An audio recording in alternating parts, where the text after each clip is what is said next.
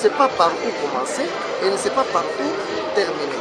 Donc cela va freiner le processus de vote et la non-maîtrise de l'outil informatique par la population va occasionner la faiblesse du taux de participation de telle sorte que ceux qui auront été élus par une petite frange de la population et cela risque d'enraciner l'instabilité de notre pays parce que nous sommes en train de chercher à résoudre un problème.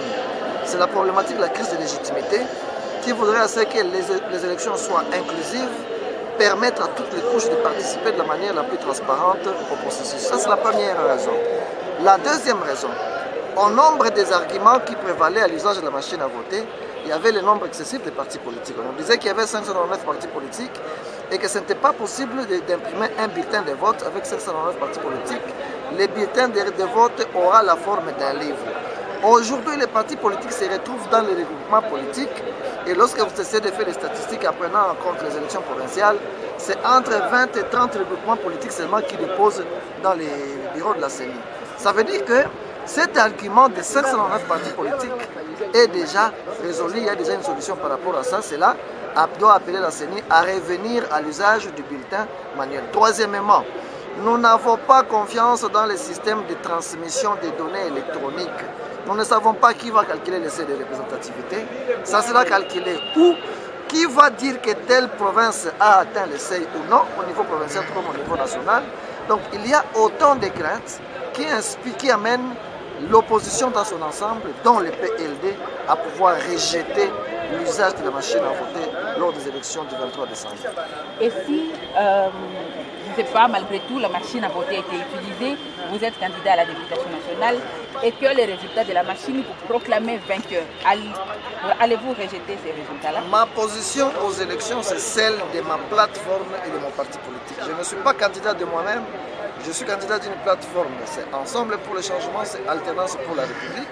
Si l'Alternance pour la République décide malgré tout d'aller aux élections, je serai candidat. Et si je suis proclamé, je ne refuserai pas. Mais si ma plateforme décide de boycotter, j'appellerai la population à boycotter le processus électoral et je n'accepterai pas l'élection dont j'aurais été moi-même bénéficiaire. Monsieur Lumbulumbu, est-ce qu'on ne peut pas trouver une solution B ou un plan B pour pouvoir accepter la machine? Par exemple, de trouver des personnes qui peuvent accompagner le processus électoral ou des témoins, vos témoins, qui peuvent accompagner. Parce que sans machine à voter, avec les réalités du pays, on sait qu'on ne pourra pas peut-être arriver aux élections. La mission du témoin se limite dans le bureau de vote. Le témoin ne va pas dans l'isoloir. Le vote se fait dans l'isoloir.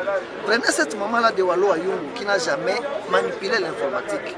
Vous mettez cette maman devant la machine à voter. Elle n'est pas accompagnée par un témoin. Comment va-t-elle s'y prendre? Donc lorsque nous demandons que l'on puisse rejeter la machine à voter, ce n'est pas pour nous-mêmes, c'est pour l'ensemble de la population congolaise dont le taux d'analphabétisation est le plus élevé, et même en Afrique, et vous le savez avec nous. Merci. La machine à voter, c'est une machine qui cause problème aux élections actuelles dans notre pays. Et nous, étant que les peuples de la RDC, nous ne sommes pas d'accord avec cette machine parce que nous avons une crainte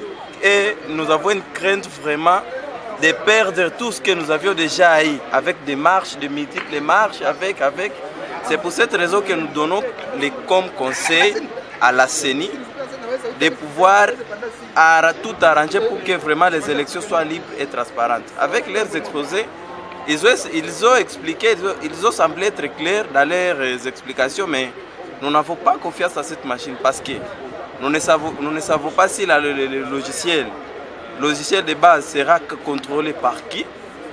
Et vous savez qu'il y a beaucoup de risques. Et s'ils sont gentils, ils doivent vraiment prévoir, comme cela qu'avait dit Ganti.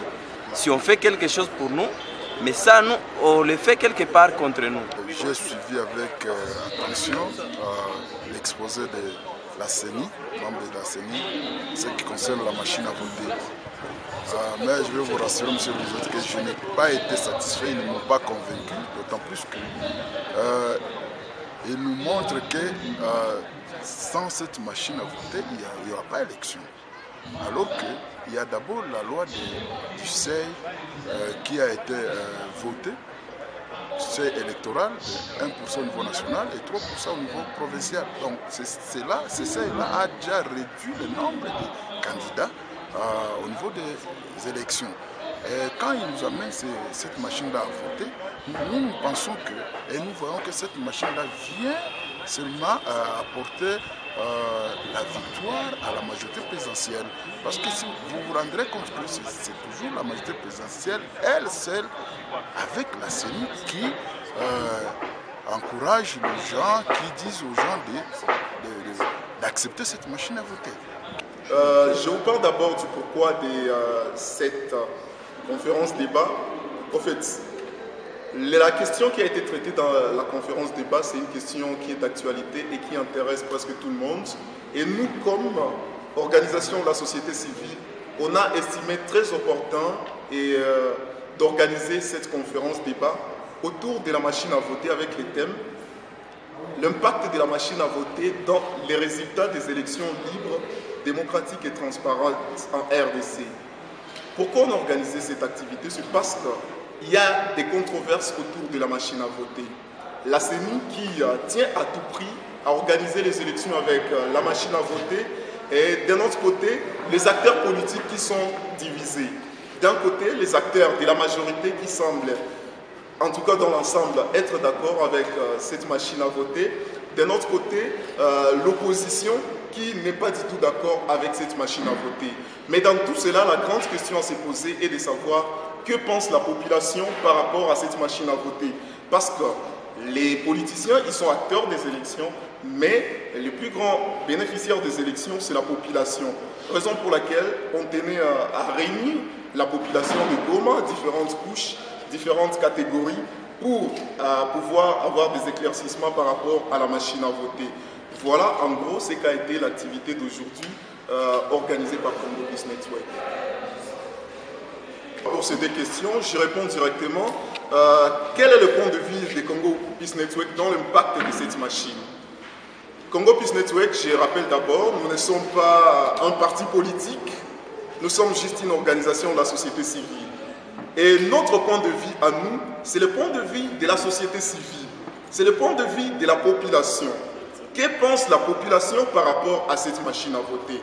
Alors, à ce niveau-là, il y a certains problèmes qui sont soulevés dans cette machine à voter, dans l'utilisation de cette machine à voter pour les prochaines élections en RDC. Et plus pratiquement, le plus grand problème semble être d'abord la sensibilisation par rapport à cette machine. Vu le temps qui nous reste pour l'organisation des élections en RDC, vu le nombre de la population, vu l'effectif des gens de la CENI, on pense que c'est inopportun d'imposer à tout prix cette machine. Parce que vous avez remarqué même ici dans cette salle, c'est très compliqué. Les gens, en tout cas presque dans l'unanimité, n'étaient pas d'accord avec la machine. La grande question à se poser, si tel est le cas ici dans la ville de Goma, qu'en est-il pour des milliers très reculés? Récemment, Congo Peace Network vient de différentes activités dans des territoires, presque tous les territoires de la province du Nord Kivu. Et cette question revenait à chaque instant.